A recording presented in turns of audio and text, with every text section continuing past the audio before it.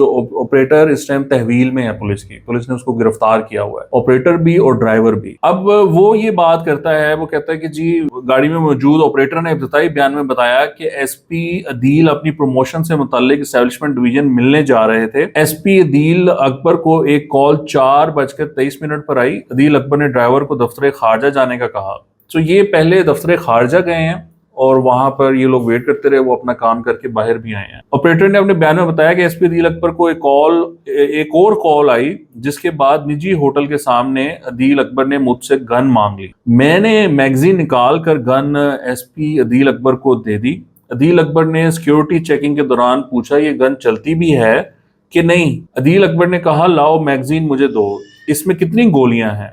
Police operator ने बताया कि मैंने मैगजीन अदील अकबर के हवाले किया और कहा इसमें 50 गोलियां हैं। अदील अकबर अपनी सरकारी गाड़ी डबल कैबिन के पिछली सीट पर बैठे थे और मैं और ड्राइवर गाड़ी की अगली नशिस्त में मौजूद थे। अदील अकबर ने मैगजीन लेकर गन में लोड की। चंद लम्हों बाद अचानक फायर की आवाज आई। इब्तिदाई बयान में ऑपरेटर ने बताया कि अदील अकबर के माथे पर फायर लगा जो सर के पिछले हिस्से से बाहर निकल गया। अदील अकबर की मौका पर ही मौत वाक़या हो गई। ऑपरेटर ने बताया कि इन्होंने फौरी तौर पर कंट्रोल रूम को इतला दी कि एसपी साहब से फायर हो गया है। ड्राइवर ने गाड़ी फौरी पिम्स की तरफ रवाना कर दी।